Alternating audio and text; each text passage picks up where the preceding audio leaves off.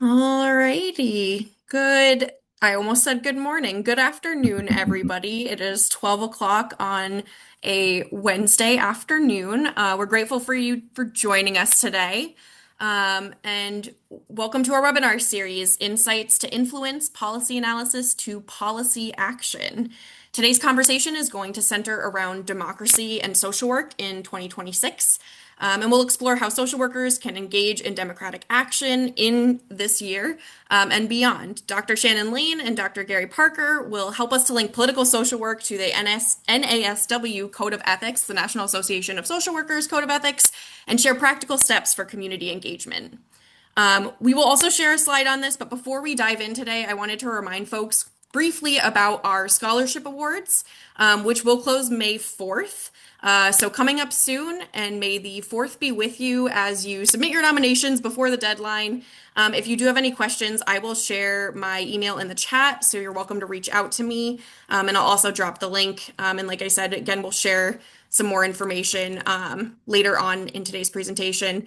But it is my great pleasure to first introduce us to Dr. Gary Parker, who will help kickstart our conversation today. So Gary Parker, who has MSW and PhD, has dedicated his career to bridging research, policy, and practice to advance social and economic justice. As a strategic leader, educator, and advocate, he has spent more than 20 years shaping public policy and empowering communities through innovative initiatives and collaborative partnerships. At Washington University in St. Louis, Gary served as Associate Dean for External Affairs at the Brown School and inaugural director of the Clark Fox Policy Institute. As Associate Dean, he led the school's communications and professional development initiatives, ensuring its continued reputation as a top-tier institution for social work and social policy education. As the inaugural director of the Clark Fox Policy Institute, Gary advanced its mission to promote social and economic justice for children and families. Through research translation, community engagement, and the convening of policymakers, scholars, and leaders, the Institute addresses pressing societal challenges, such as improving access to quality, affordable early childhood education, ensuring adequate support systems for working parents, and advancing racial equity. Under his leadership, the Institute has become a trusted resource for evidence-informed policy solutions and transformative advocacy. Gary is also the president of Influencing Social Policy, a national membership organization of social work faculty and practitioners dedicated to policy, which you should be aware of because you're here today. Through education, research, and support of community, Influencing Social Policy strengthens the impact of social work on local, state, and national policy landscapes. And Gary also serves on the planning committee for Macro United, the only national conference which is dedicated to macro social work practice, research, and teaching. And I also neglected to introduce myself. I'm Danielle Hubely. I am a part of the ISP Board of Directors and do affordable housing advocacy and research and policy work in the state of Connecticut. So super excited to be here, super excited to hear from both Dr. Parker and Dr. Lane. But with that, I'll hand it over to you, Gary, to take us further into today's conversation. Thank you so much, Danielle. Danielle, did we talk about the scholarships? Did you want to? We did. We did. Okay. See, Yep. I was looking at my notes. So thank you. Just wanted to make sure. Thank you, Danielle. It's wonderful to have you here. It's wonderful to have you on the board of ISP and all the leadership that you've brought to the organization. And I'm just so delighted to be here. And I wanted to share before I introduce our amazing speaker and a very good friend of mine. I wanted to tell you just a little bit about ISP. So I'm going to quickly share my screen. And there we go. So, as Danielle mentioned, ISP is a national membership organization, and we're really focused on policy research, policy practice, and policy teaching. And we want to advance policies that promote human well-being and social justice. That's a QR code to our website, which is influencingsocialpolicy.org. And so ISP's vision is we really think social workers and those who care about high impact research should shape the social policies that advance human well-being and promote justice. And we do that in a number of different ways. We offer webinars and trainings like the one that you're here to today, and hopefully you'll come in the future. We also issue policy briefs and policy research. We do that with our partnership with the Journal of Policy Practice and Research. We organize the Macro United Conference, which is our flagship annual gathering, which brings together macro focused scholars, students on both the undergraduate, graduate, and doctoral level, and practitioners together to discuss research, practice, and teaching of macro policy, macro social work. And we'll soon be launching our Policy Scholars program. More coming soon. Just going to leave that little teaser there with you. So, two things I wanted to bring to your attention. One Danielle did already. The first is we have the incredible, incomparable, legendary Mimi Abramowitz coming to join us next month. She is a very well regarded and renowned scholar in social policy. She wrote the seminal book Regulating the Lives of Women, and she is going to come and talk to us with a amazing title called Make the Family Great Again: Trumpism, Women, and the Welfare State. So please, we hope you'll join us. There's a QR code to the registration, and we'll also drop a link in the chat to offer a direct link to register for that. And then here is the scholarships that Danielle mentioned earlier, and there's a QR code there too. If you are interested in applying or nominating someone for those scholarships, it's right at the ISP website, influencingsocialpolicy.org, and then you'll see a tab for scholarships and awards. So we hope that you'll check that out. And then, of course, Macro United 2027. So very excited. We've been doing this conference now every other year. We even did it during the pandemic. We did it virtually. And as Danielle mentioned, it's really the only gathering dedicated to macro practice. And so we hope that you'll consider joining us this year with our partners, ACOSA, CRISP, the Congressional Research Institute for Social Work and Policy, of course, ISP, the MSW Social Student Network, the Network for Social Work Management, Social Justice Institute, the Special Commission to Advance Macro Practice, and we're, of course, very, very grateful to our new host. We are moving to Chicago at Loyola, and that is going to be just an incredible experience and offers us the ability to expand the conference beyond what we've been able to do previously. I would share with you that in a previous at the 2025 Macro United, we had 200 attendees from 79 different universities and from 33 different states. We spent 3 days on collaboration, learning, action. We had over 100 presentations, and we just think this is an important and timely forum for practitioners and educators to discuss the growing challenges of the profession. Again, that's June 3rd, 4th, and 5th. 2027. I hope you mark it down on your calendar. And the theme is rebuilding the social contract, power, policy, power, and the public good. And this came out of a lot of discussions and through some of the evaluations that we received from the 2025 conference. Basically, what we're going to see, and we're already starting to see it, is the political spectrum swinging back from a highly conservative to something that might be more open to progressive policies. We've been seeing in the last few years a dismantling of the social safety net.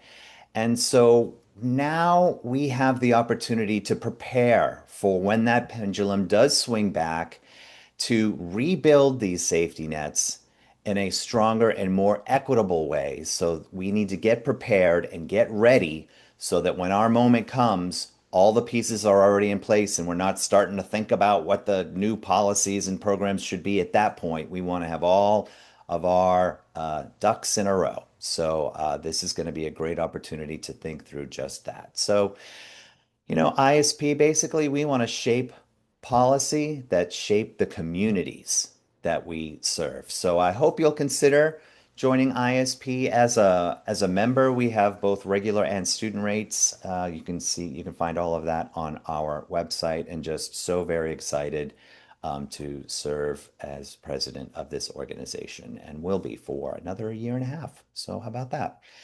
So with that, let's see, stop sharing. There we go. Boom.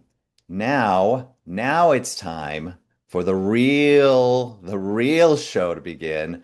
I want to introduce you to the incredible, legendary, incomparable Shannon Lane. She began her career working for United States Senate Democratic leader Tom Daschle while still an undergraduate at George Washington University. She was just like she's a smart woman.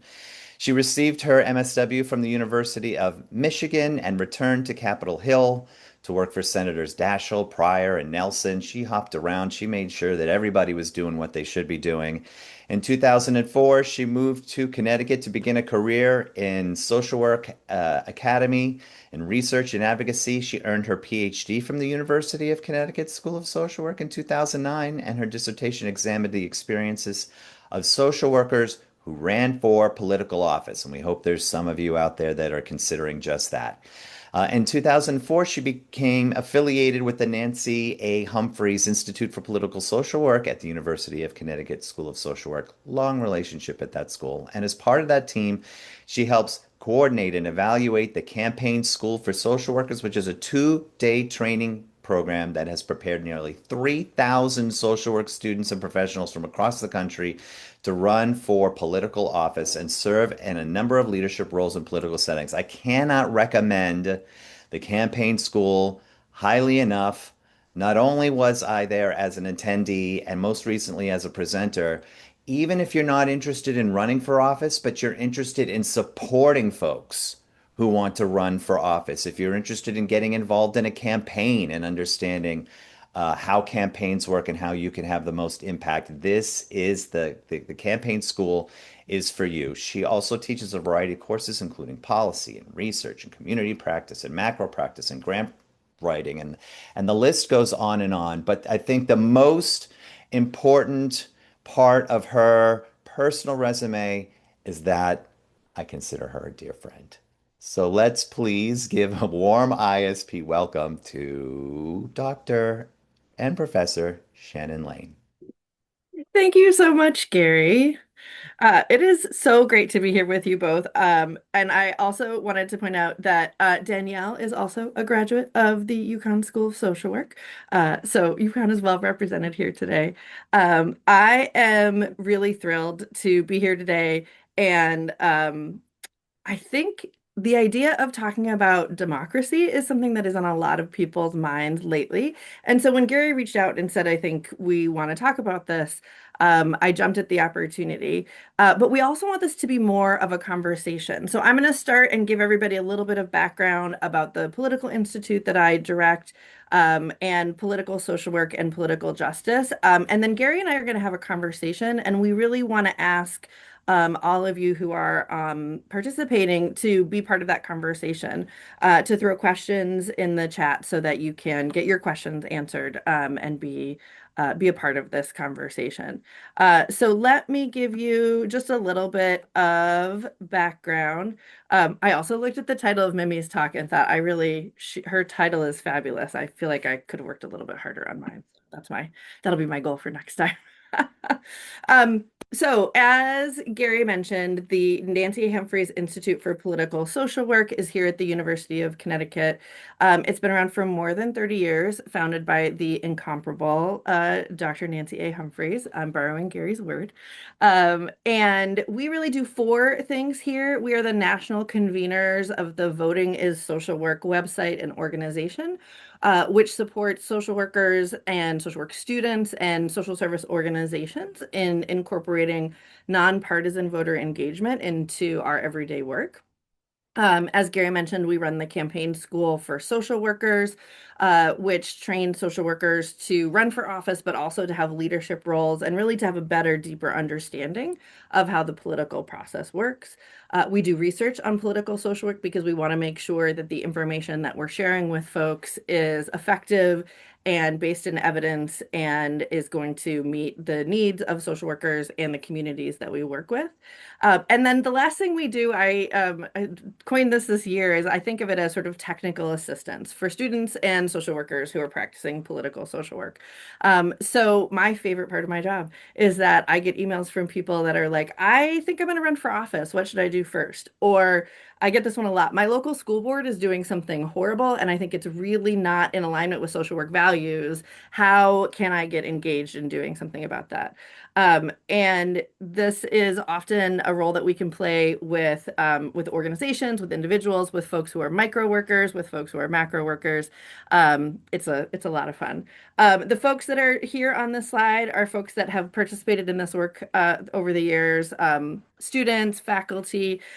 This picture in the middle here, this is Nancy Humphreys, who passed away a few years ago and was the founder of the Institute and is really the person who got all of this started. And then right behind her is Tani Rhodes Smith, who was the previous director of the Political Institute, and a really phenomenal force in social work education. So as Gary mentioned, I've sort of traveled an interesting path, and one of the reasons I wanted to highlight sort of the geography of this is that I can tell you from my own personal experience that doing political social work looks different depending on the context that you're in. And so having lived in everything from a very red state to a very blue state, I've been involved in political social work at the local level, at the state level, and the federal level. The one thing that I will tell you is true in all of those situations is that we need more social workers. We, as an institute, believe really strongly that we need public policy that reflects the values of the social work profession and the needs of the communities that we work with. And we also believe really strongly that we need the process of that work to happen in a way that is congruent with our social work values, that is transparent and fair and allows access to as many people as possible, particularly those groups that rarely have a voice in the political process. So I keep using this term, political social work. What does that mean? So the definition that I use for political social work is the one that Suzanne Pritzker and I developed about a decade ago. And that is that political social work is a type of social work that practice that explicitly attends to power dynamics in policymaking. So a callback to the theme for next year's Macro United conference, right? Policy, power, and public good. We cannot talk about changing policy if we aren't comfortable talking about power, because power is embedded in positive and negative ways in the work that we do in the policy arena. Political social work covers 5 domains that I'll talk about in a second. And Suzanne and I really developed this as an idea that it was a way that in which social workers can help to fulfill our ethical responsibilities to engage in social and political action for social justice and human rights. I often joke that as social work professors, we don't get paid on a day that we don't mention the Code of Ethics. So I can now get paid today. Section 6 of the Code of Ethics, particularly Section 6.04, highlights this as a responsibility for all social workers, not just macro social workers, to engage in social and political action. These are the 5 domains of political social work. Political social work can look like engaging individuals and communities in political practice, registering people to vote, making sure that they can get to town hall so they can talk to their elected officials. Political social work can look like what we think of in terms of advocacy, influencing agendas and decision makers. And this can be advocacy that ranges from protests and marches to having coffee and conversations and emails and letters with elected officials. Holding professional and political positions, so being the commissioner of a state department, being the leader of a town department, right? Holding professional positions in government. engaging with electoral work. So this particular picture is one of my former students, Laura Bartok, who was a candidate at the time for state representative here in Connecticut, and a group of political social workers who were knocking on doors, campaigning for her, and also my then 9-month old who was just not, didn't know yet that she was a political social worker. And then finally, we talk a lot about social workers seeking and holding elected office. We have two social workers in Congress right now. This is Sylvia Garcia from Texas, who is one of them. We have six social workers who are running for Congress right now in primaries across the country. So it will be very interesting to see if we can increase that number in Congress. But we also have a ton of social workers at state and local levels across the country. And the last thing that I want to talk about before Gary and I start our conversation is I really want to root our conversation in the idea of political justice. I believe really strongly in this definition of political justice that comes from the late Gina Gunn McClendon, Suzanne Pritzker, and Alessandra Lozano. The idea that all members of society should have equal access to voting rights, but it doesn't stop at voting, right? We, as social workers, we spend a lot of time thinking about voting, or I spend a lot of time thinking about voting. But political justice is also about access to broader mechanisms through which people can influence political decision making. Do people have the ability to meet candidates, to have their views expressed, to get help from elected officials when they need to run for office, to know when meetings are happening so they can show up? We know in our country that democracy requires inclusive participation, but we also know that that has never happened in the US. And so this is a goal that we are continually reaching towards. We also know that, like all other forms of, social, economic, environmental injustice, political injustice disproportionately harms those who are the most marginalized in our society, who the systems are not serving well. So that includes folks who are Black or Latinx, folks who are Indigenous, people living in poverty, getting access to, my town has a town meeting tonight. If you're working two jobs or you don't have childcare, it's going to be really hard to get to that town meeting and have your voice be served. Folks with physical disabilities, are they going to be able to access the spaces where decisions are being made? Folks with psychiatric disabilities and folks with criminal legal involvement are some of the other groups who are particularly harmed by political injustice. I am going to stop there, and Gary and I will have our conversation, and then Danielle is keeping an eye on the chat. And so Danielle, do you want to just jump in if there is something that we should be talking about? Yeah, actually, we do have two questions now that have come through. So one was I'm from Canada and seeking to influence our code of ethics to align better with macro practice. Can you repeat where to find political action in your code of ethics? And I believe it was section 6.04. Yes. Um, okay, Section perfect. 6 of the National Association of Social Workers Code of Ethics is about our general responsibility to society, and then 6.04 is specifically about social and political action. And whoever the questioner is, if you want to reach out to me, I can also connect you with some of the resources that are in other countries' codes of ethics and in the International Associations of Social Workers that have similar language. There is also a concept in our international human rights theory that is around access to political participation as well. So you have some really good solid land to stand on that in order to try to convince your association to update it. Thank you. And it was Lee Stevens. Thank you for sharing your question. Um, and the other question, before I let you to dive into your part of the conversation is, what can we do about turncoat social workers in office like Kristen Cinema? A bigger question for you, but Oh, that is a bigger question. Um, so I think one of the challenges with being a social worker is that I think there is a sense that we all have the same definition of social justice and that we all have the same idea about what it means to be a socially just social worker. There's actually a lot of really good, maybe a little bit dense work being done right now in the social work literature to hammer this out and have a better definition of social justice. And I think one of the challenges with Kristen Sinema when she was a US Senator is that she would frequently vote in ways that were not in alignment with, say, NASW's policy statements or other folks' ideas of what the profession should be. And I think that's a really good point, which is that, you know, we should never assume that because we know one thing about someone that we know what their values and ethics and their priorities are. And so I do think it's really important. I am always excited to hear about a social worker running for office, but I would never just send them money until I have done my research and made sure that they're a social worker who is in alignment with my interpretation of our code of ethics and our policy priorities. There's a great book that came out in 2023 about political ideology among social workers.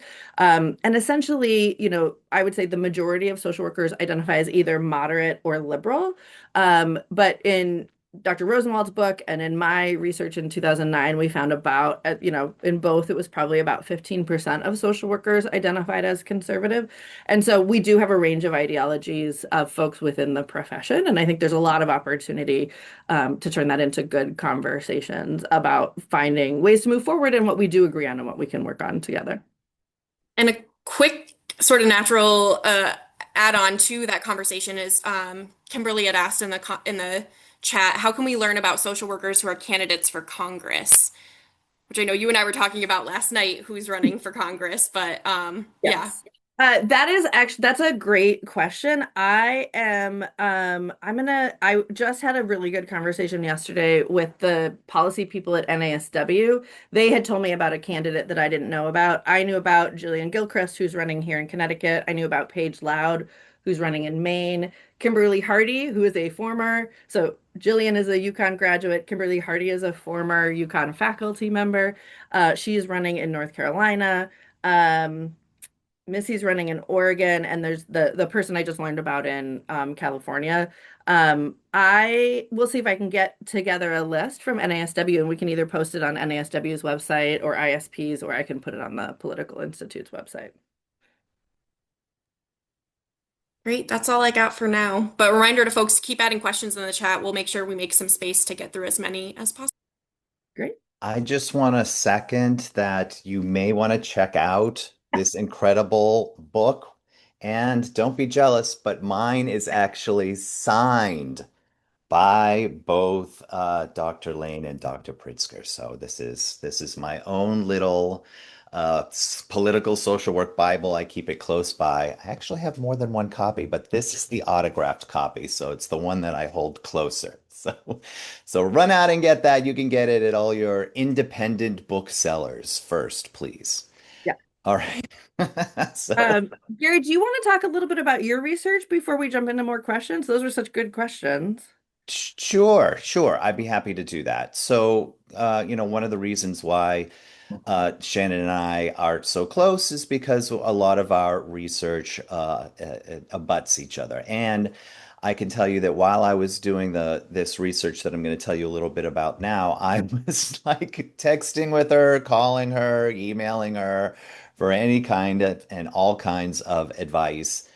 So I definitely want to give her some props for really helping me with that particular project. So let's move here.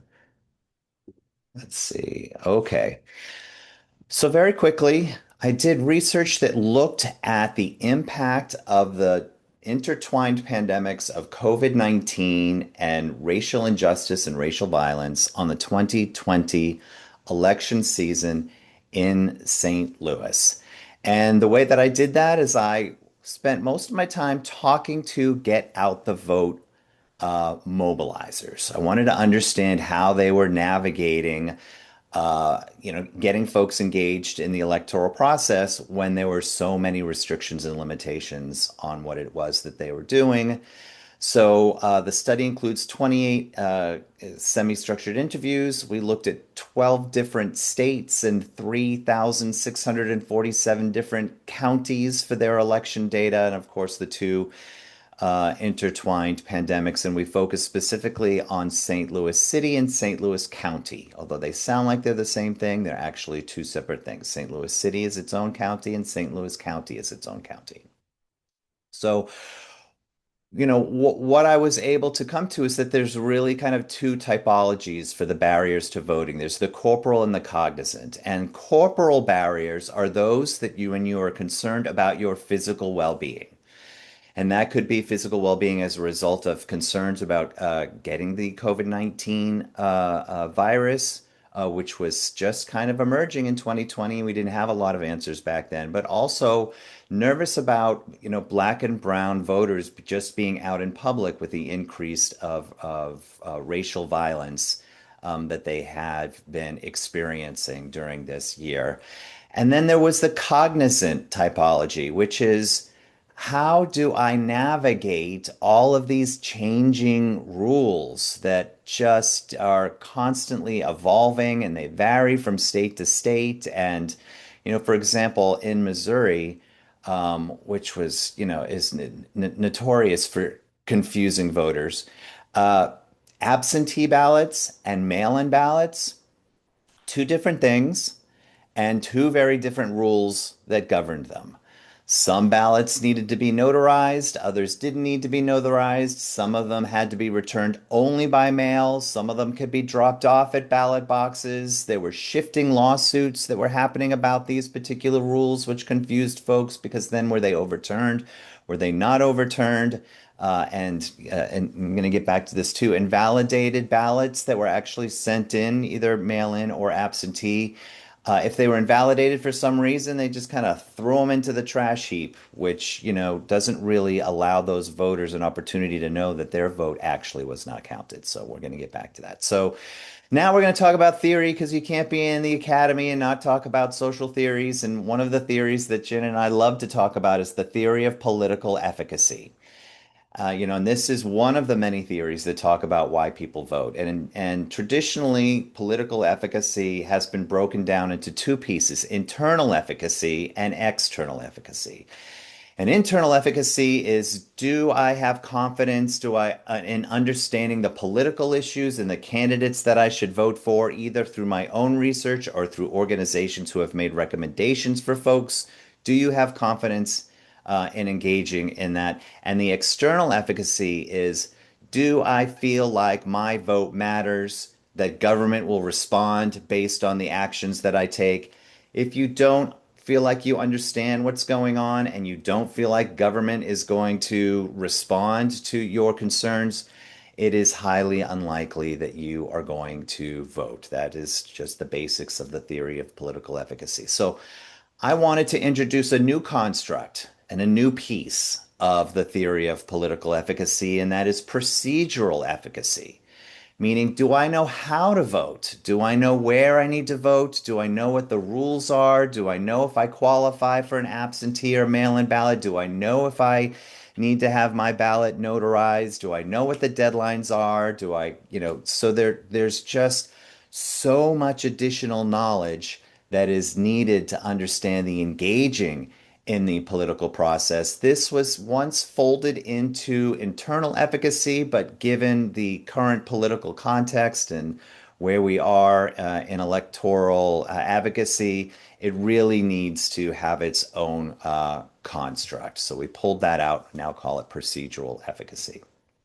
So also did some research. There are a lot of predictors, variables, and we're getting into some quantitative research here now, that can and have predicted the likelihood of people engaging in voting. So my research assistant looked at four different variables because we wanted to see if we could predict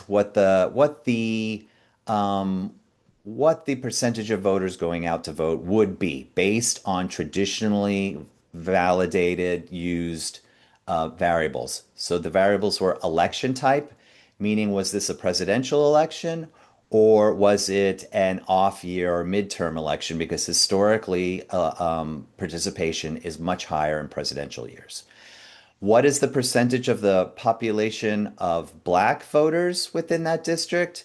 That is important because due to generations of voter disenfranchisement efforts directly focused at voters of color, the traditionally voters of color vote at lower numbers than they do for other races. The poverty rate was a variable. We wanted to understand the percentage of each county's population living in poverty from the Census Bureau. And what that shows is like traditionally, those folks who come from lower income families generally vote less. And that's because it's more difficult for them to vote because the cost is higher. They may not necessarily get time off from work. They may not be able to get to the ballots because they're balancing family and work and childcare and family care and caring for seniors, and they don't have the resources that some may have. So traditionally, voters with lower incomes have had a lower turnout. And then unemployment rate. This is an interesting one because historically, those folks that were unemployed voted at higher rates than those that have been employed. And that's for a couple of reasons. The first is one, if you're unemployed, you have the time and capacity to engage in the process. And also, the outcomes of those elections are more salient to what your experience is. So that's one of the reasons, and we'll get into that as well. But when we took all of those variables and we crunched them to try and predict what the 2020 election voter participation would be, and we used over 3,000 counties in all of those states. What we found is both in St. Louis City and St. Louis County that there was it didn't match that the actual number of people that voted was 17 and a half points higher than what the model had predicted.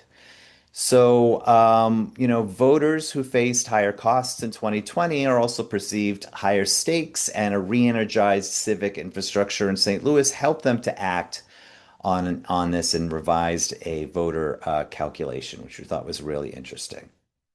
The other interesting point is that we did look at higher unemployment, and traditionally, as I mentioned, higher unemployment meant higher turnout with the jobless rate treated as a reliable variable in voting behavior literature. But what we actually discovered was the opposite, that unemployment was not significantly associated with voter turnout in our bivariate analysis, which flipped kind of on what had been the traditional assumption.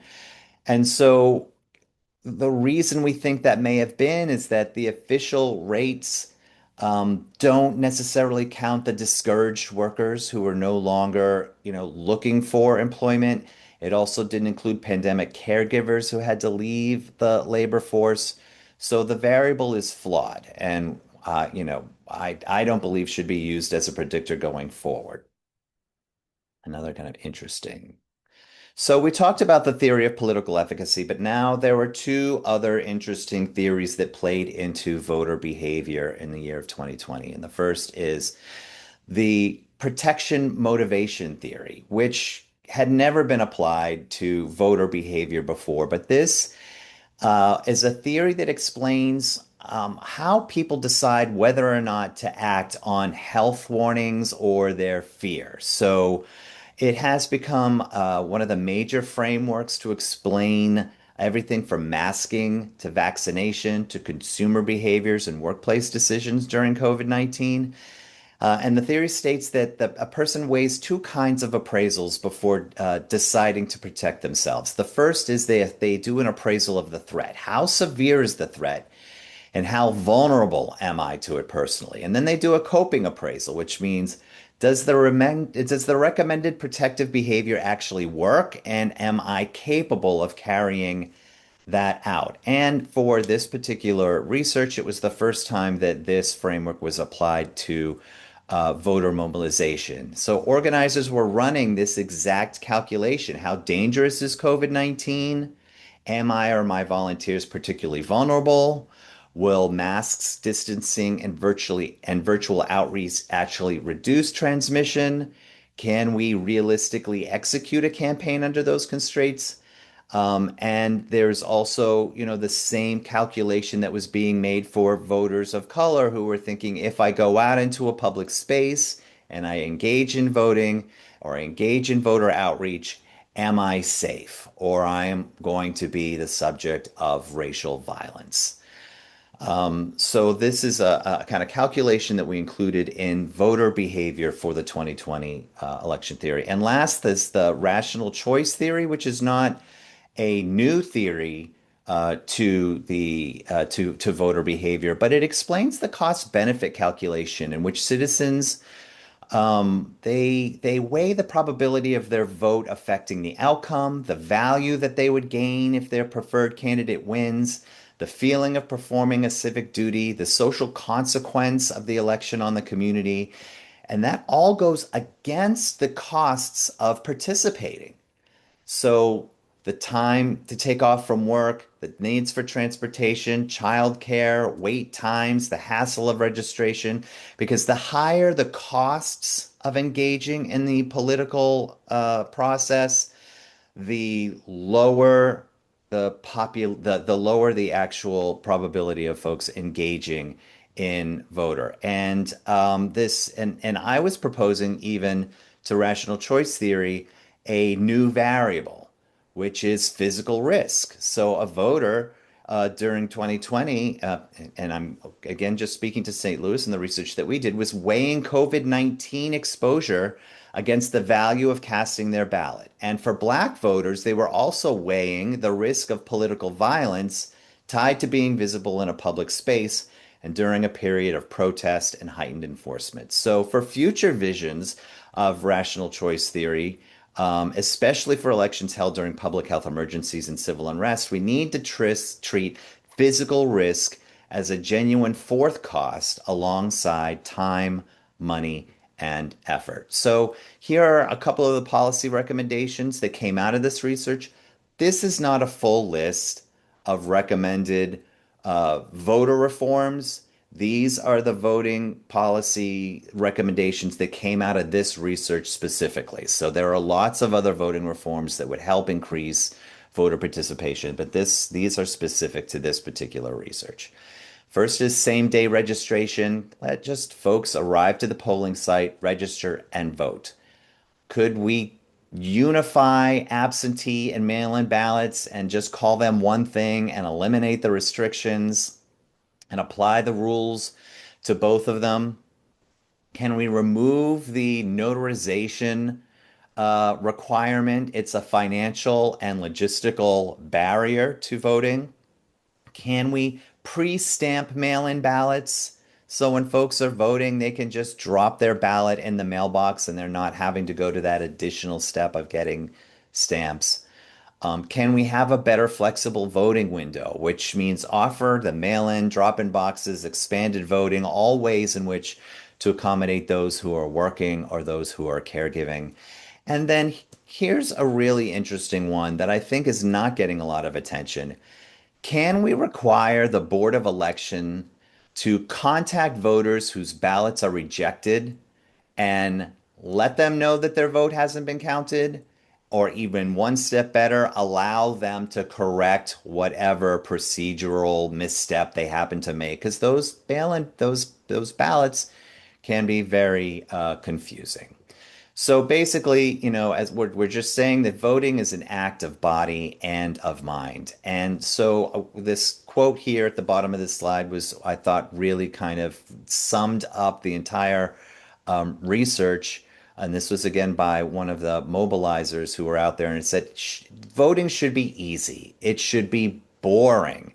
The procedural stuff, the counting of votes, the taking of votes, that all should be easy peasy. And what we are seeing is a political system that is creating all kinds of administrative burden. I would argue intentionally created to prevent better democratic involvement. So that's a little overview of my particular research. And thank you again, Shannon, for all of your help when we were working on this project. Yeah. So, We do have a few questions that have come in. yeah, Um, I want to really two that are particularly related to your research, so we'll focus on those first, and then I want to open it up to the broader question that was asked. yeah, One was, I'd love to hear whether the findings still hold in the post-COVID period. Has there yeah. been any change from your findings?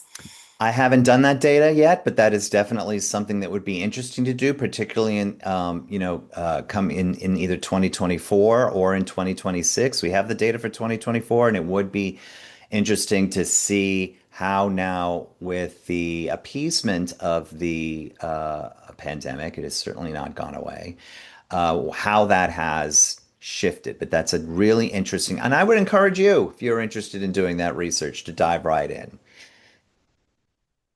Awesome. Another question that came up was, aren't some states already combining mail-in and absentee ballots? And noted that I think New Jersey has a single catch-all type of alternate voting method. So, Yes. So yeah. each individual state is allowed to oversee the procedures of voting with some very limited exceptions that fall under the Voting Rights Act. But yes, every state is different. This particular research was focused specifically on Missouri, and this was what was happening in Missouri. So that, yeah, that I'm not sure what's happening in New Jersey, but that could be the case. And I just want to piggyback on what Gary said. And I think, Corey, I think that's a great question. And it's one of the reasons that it can be really confusing for folks because what somebody else experiences in their voting location is might be different from yours. Your state's laws might be different from another. One of the areas that we as social workers see this a lot is when we have populations like folks who have had involvement with the criminal legal system, right? So folks who come out of having a felony conviction.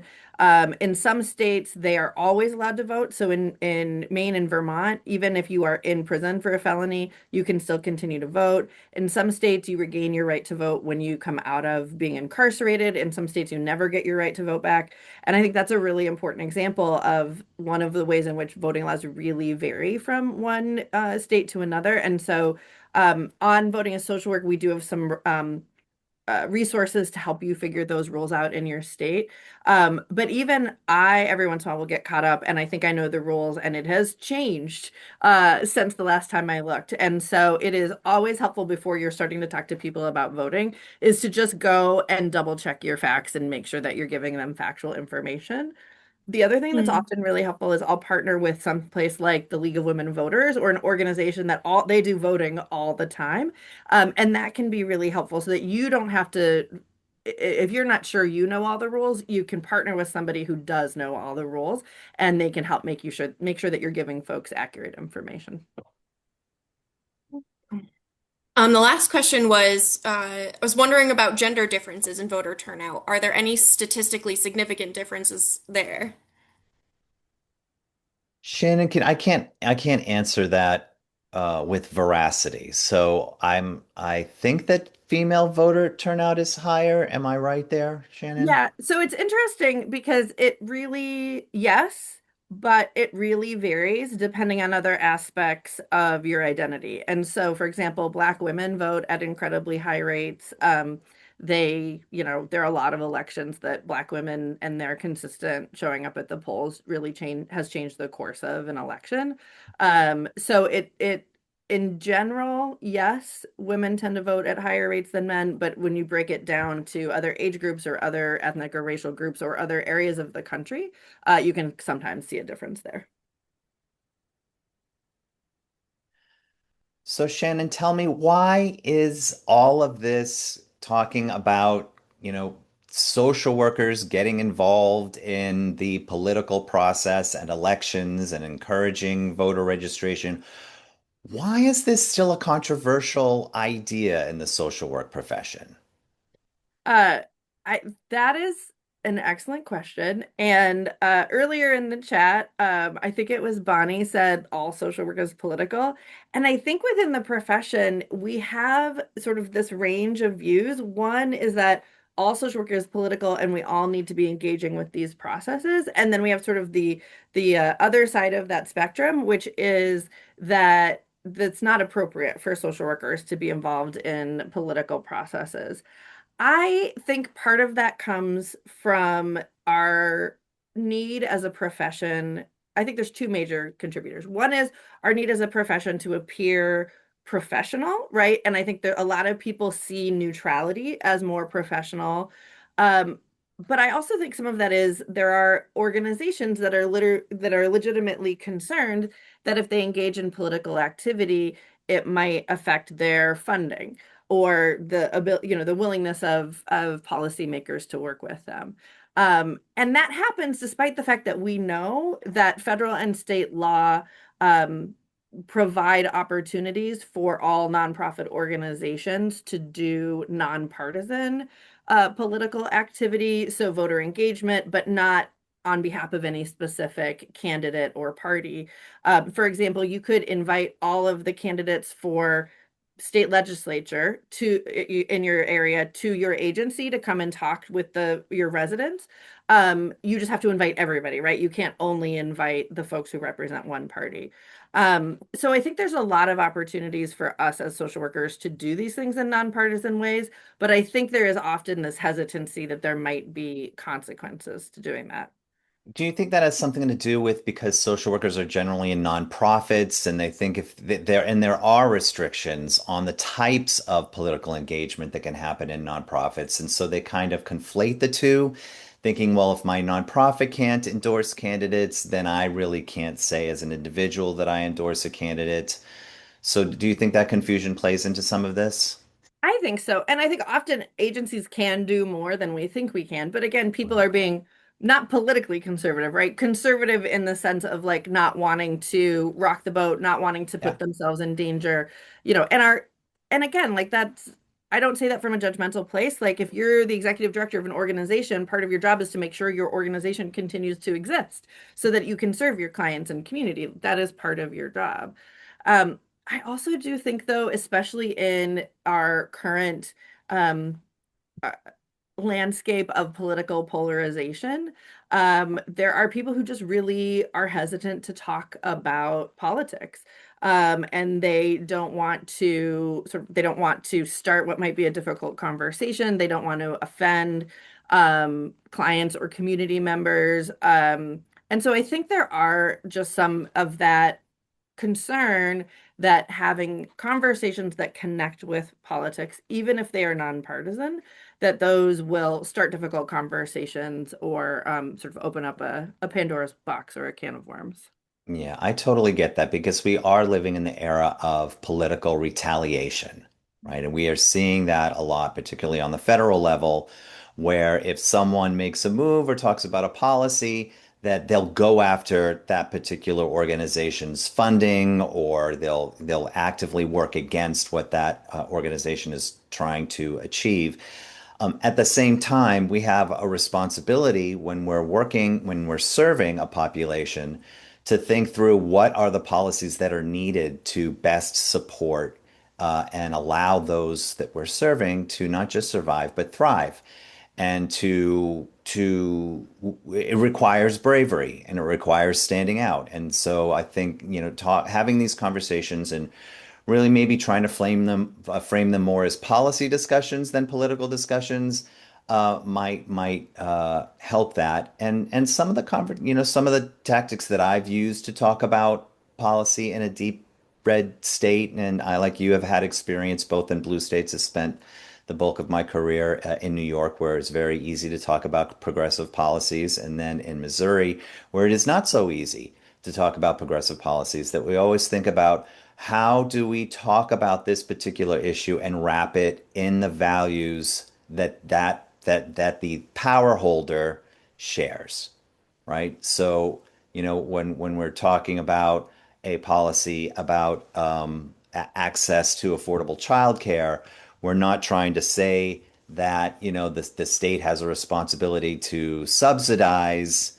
families and provide a socialist program that will allow for better childcare. But what we're saying is we need folks to engage in the economy and we need folks to move, particularly right after the pandemic had ended. We need folks to get right back into the workforce, particularly those frontline workers. And the only way that those workers are going to be able to get back engaged in the workforce is if they have someplace safe to bring their kids. And Mhm. so I found that kind of approach, the economic argument, the family values argument, they tend to play much stronger in red states. So I'm very, very careful about how I frame particular issues, and I do all my research on who I am talking to in order to make sure that impact hits the right way. Mhm. Can I jump in quickly with an example of some of this in so when we do affordable housing advocacy work, my organization is a 501(c)(3) nonprofit. Therefore, we are nonpartisan in nature. We've had this conversation, not internally at my organization, but with other housing advocates about the challenges of being a nonpartisan operation in the current political climate. And we had heard from some folks and organizers in Minnesota who had actually started a political action committee arm of their nonprofit. So it was a separate entity from the nonprofit. I'll share a link to it. But it's kind of a cool model that would allow an element of their work to be more politically oriented. So that's an approach some advocates are engaging in that sort of nuance of having that 501(c)(3) status and having to abide by those policies and practices. And the other thing I was going to say was that you can also invite candidates to be a part of conversations that aren't politically uh, tailored. You can have, I think that's an approach we take at our organization is we bring in candidates to speak about how they would address a particular issue. And it's not an endorsement of a candidate or an opposition to a candidate. It is more just the space for them to speak about those issues. So that is another way you can consider how I don't want to say work around some of those limitations, but to be mindful of it. And I just saw a question come in. They can't ask for outside donations, right? I don't, I'm not 100% versed on how Minnesota is operating that program, but my assumption is generally you're not, as a 501(c)(3), you're not asking for outside donations. Shannon, you might have more to add to that. Yeah, so the typical structure you see in a lot of organizations that are doing sort of more client-facing work and advocacy and political work is that you will have a 501(c)(3), right, which is your traditional nonprofit. For an organization like NASW, it's not a 501(c)(3), it's a membership organization, which has a different number in the tax code that I don't remember.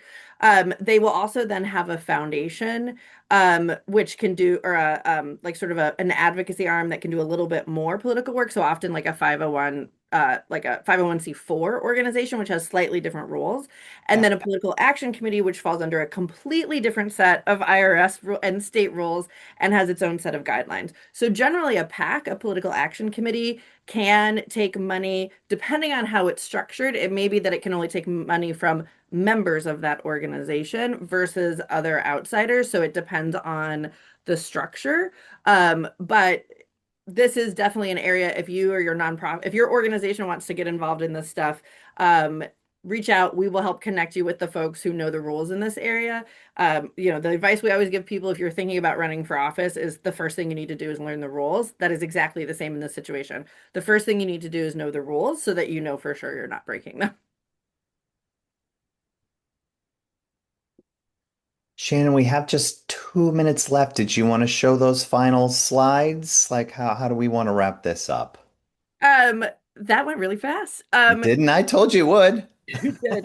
Um, we are going to send a whole bunch of slides out to everybody. And one of the things we wanted to leave you with today was some actions that you can take. And so a couple of things that I want to throw out, and I think Danielle has some links that she'll put in the slides or in the chat, and then we'll send to you. Number one is I want to say start somewhere. It is okay not to start with the biggest thing. You don't have to, launch your campaign for Congress tomorrow. But start with something that seems meaningful and a great first step for you. So some of those options are you can go to Voting is Social Work to learn a ton more about how you can put voting into your social work practice. That includes, we have some information about if you want to squeeze some voting into your practicum if you're a student, we've got some information there for you to do.